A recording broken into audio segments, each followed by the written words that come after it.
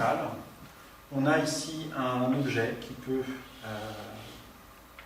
se déplacer le long de ce plan. Voilà, il est libre de glisser sur le plan, il n'y a pas de frottement.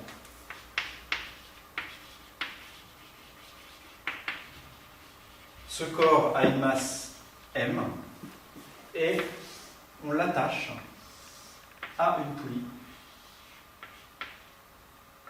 au bout de laquelle on suspend une masse grand M. Deux objets, celui-là est libre de glisser, ici un objet de masse M, et on va lâcher cet objet. Donc on voit bien ce qui va se passer. L'objet ici en tombant va tirer sur celui-ci et va l'entraîner dans sa chute. La question qu'on se pose, c'est la suivante: déterminer la vitesse de cet objet-là en fonction du temps.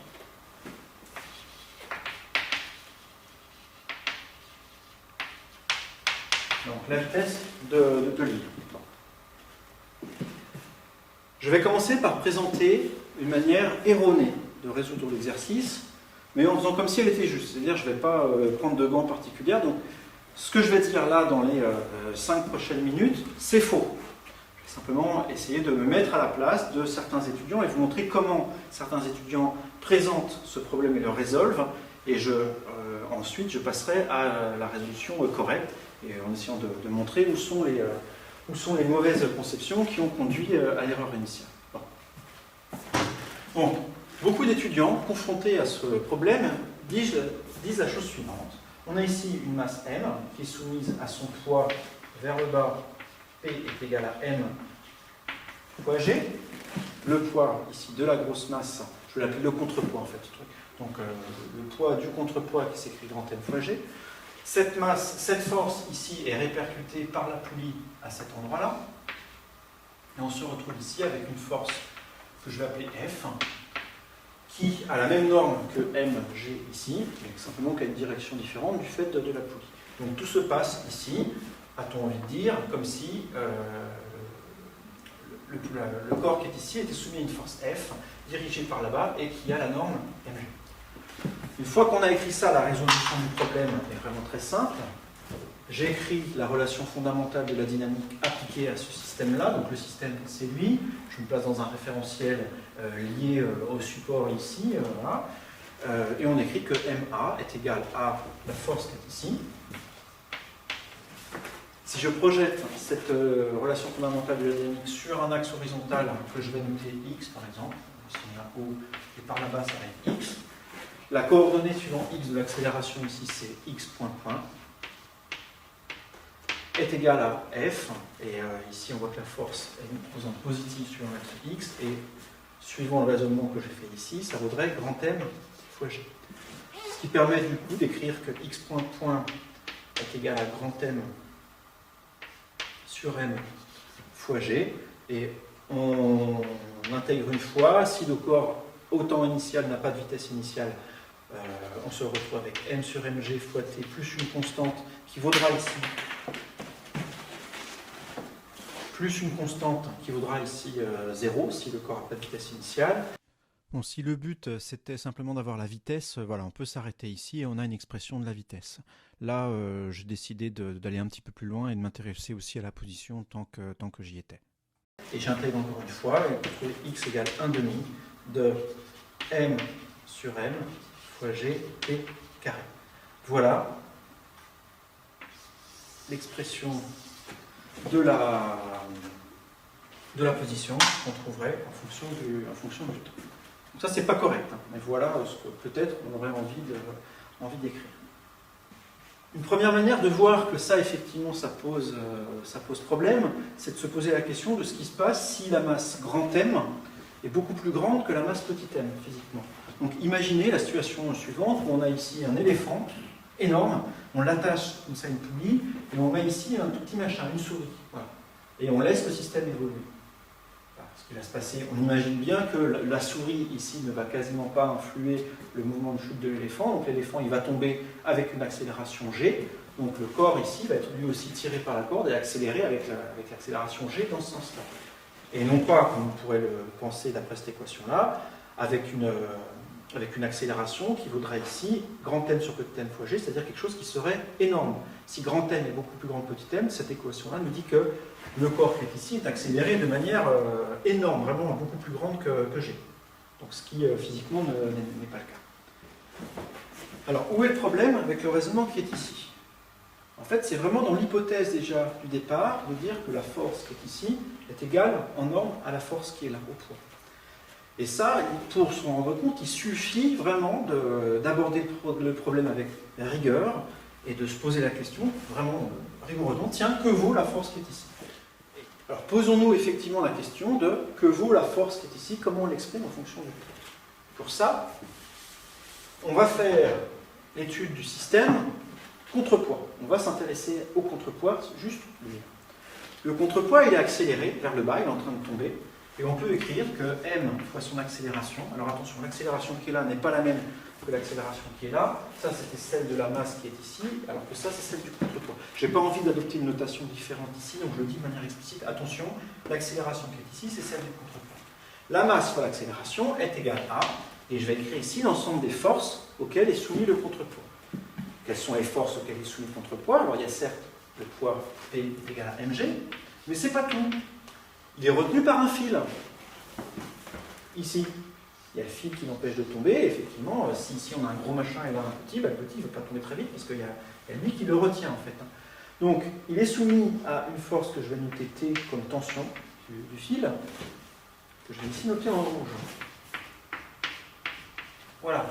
En l'absence de frottement avec l'air, par exemple, voilà ici les deux forces auxquelles serait soumis le système. Et on voit que du coup, la tension du fil qui est ici, en norme, n'est pas égale à mg1. La tension du fil n'est pas égale au poids, c'est précisément la différence qui fait que le corps est en train de tomber. Et ça, je vais du coup, si on projette ça sur l'axe vertical, sur OZ, j'oriente par exemple Z vers le bas. Si j'oriente Z vers le bas comme ça, on se retrouve avec grand M Z point est égal à grand M fois G moins la norme de T. Ce que j'appelle T ici, c'est la norme de T. Et on voit que comme T est dirigé vers le haut, la composante suivant Z, c'est moins la norme de T. Donc voilà ce que donne l'expression. Pourquoi est-ce que c'est intéressant? Parce que du coup, maintenant, quand on étudie le fil lui-même, on peut montrer effectivement que pour un fil dont la masse est négligeable et un fil qui n'est pas élastique, la force bleue qui est ici, elle est égale en norme à la force T qui est ici. Donc quand on dit que le fil transmet des forces, c'est-à-dire que c'est la force à ce bout-là qui est égale à la force à ce bout-là. Donc la force qu'exerce le fil sur l'objet ici, c'est la même que celle qu'il exerce sur le corps qui est là, en norme. Du coup, je vais reprendre le raisonnement qui est ici, en remplaçant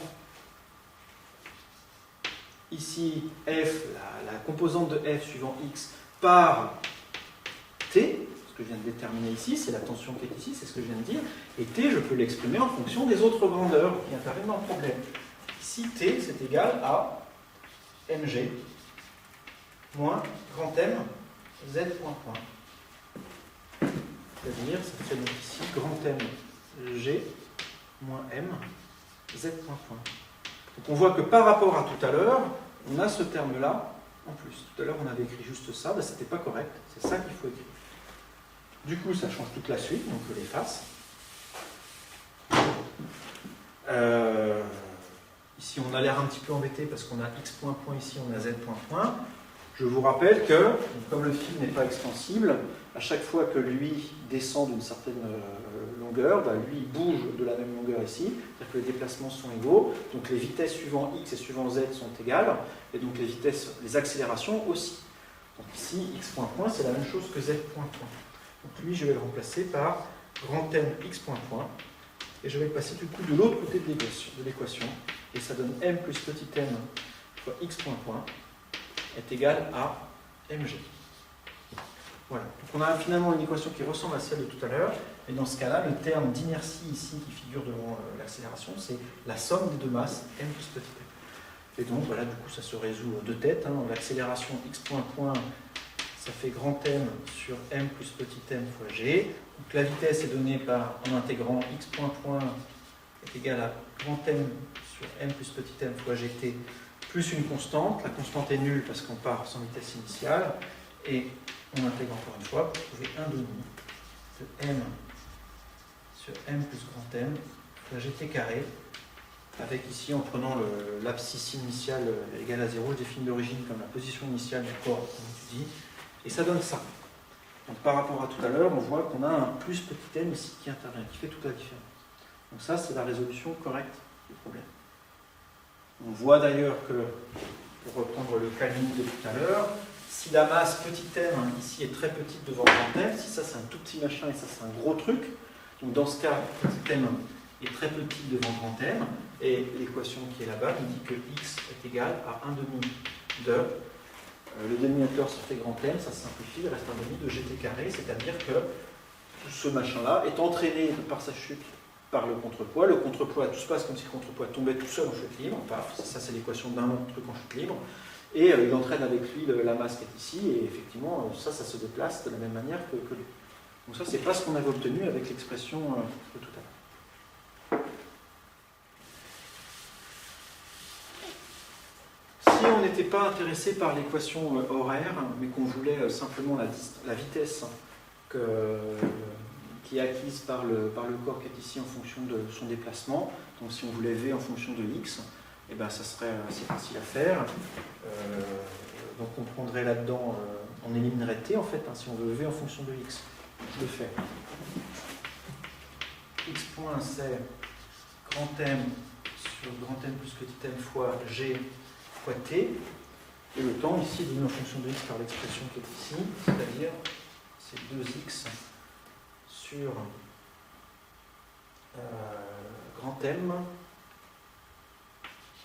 facteur de M plus grand M avec la racine carrée. Là, le terme est un G quelque part sur G. Le terme qui est ici, ça c'est T en fait. Hein. C'est le T qui donne un X donné. Et donc ça se simplifie. Ça fait donc les M, ça fait des racines de M, les G aussi, les M, tout ça, ça simplifie partiellement.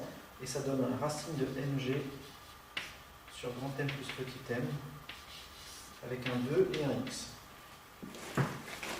Voilà la vitesse, l'expression de la vitesse qu'on obtient.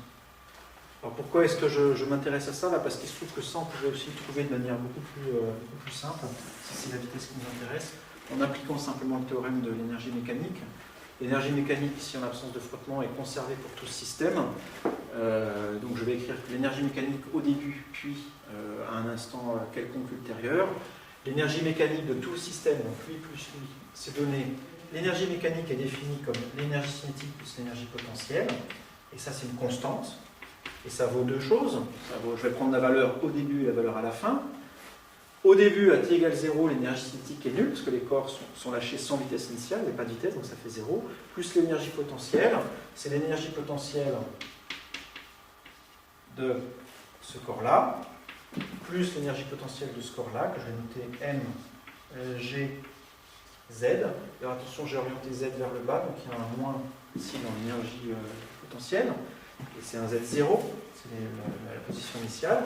Et ça, c'est aussi égal à la valeur finale de cette grandeur. Donc la valeur finale, c'est donnée par l'énergie cinétique, c'est-à-dire 1 demi de m v carré, ça c'est l'énergie cinétique de lui, plus l'énergie cinétique de lui, 1 demi de grand M, fois sa vitesse à lui au carré, mais comme ils sont reliés par une corde, quand lui se déplace d'une certaine distance, en un temps donné lui aussi, donc ils ont les mêmes vitesses à tout instant. Donc leurs vitesses sont égales, on a le même v ici. Plus l'énergie potentielle de lui, c'est la même qu'au début, hein, lui il se déplace sur un plan horizontal, donc son énergie potentielle gravitationnelle ne change pas. Et moins G, M fois Z. Z, c'est son altitude. Et du coup, on voit que si ça est égal à ça, ces termes-là se simplifient les uns les autres, et on obtient tout simplement 1 demi de M plus grand M V carré est égal à MG facteur de Z moins Z0. Voilà. Je l'encadre parce que c'est effectivement ça qui permet de retrouver ça. Donc voilà, vous pouvez retrouver l'expression de la vitesse à partir du théorème de l'énergie mécanique appliquée au tout.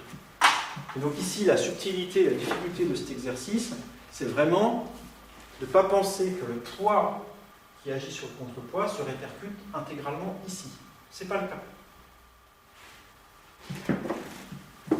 Alors ça, je l'efface. C'est tout ce que je voulais dire sur la vitesse. Je vais maintenant essayer de vous faire sentir vraiment ce qui se passe physiquement en prenant des situations extrêmes. J'ai déjà évoqué tout à l'heure le cas de M qui était très petit devant grand M. Donc si ici on a un tout petit objet et là vraiment un énorme, si maintenant on s'intéresse au cas opposé où M, la masse petit m est très grande devant grand M, on a un gros machin et là un tout petit, et bien l'équation là-bas nous dit que x point est à peu près égal à, si c'est petit m qui domine dans le dénominateur, on a grand M sur petit m fois g. Ce rapport-là est tout petit, si on est dans ces conditions-là, et donc l'accélération elle est effectivement minuscule. Si on a un gros machin là et un petit, bah, le petit il entraîne qu'un tout petit peu le gros. En fait. C'est ça que dit le calcul. Donc le traitement correct ici, un peu subtil, redonne effectivement des comportements qui sont ceux qu'on attend dans la limite des grandes ou des petites masses. Donc s'il y a une chose à retenir de cet exercice, c'est que quand on est en train de traiter de la tension d'un fil comme ça, c'est le cas aussi des réactions du support, ne pas écrire systématiquement que la tension du fil est égale en norme au poids. Voilà. Ne pas écrire non plus systématiquement, quand on a quelque chose qui est posé sur un autre, que la réaction du support est égale en norme au poids. Ce n'est pas le cas si le support est en train de se déplacer, est en train d'être accéléré, précisément. Donc bien penser à faire le bilan des forces sur ce système-là pour relier cette force-là à celle-là et à l'accélération du corps. C'est ça qu'on a fait ici.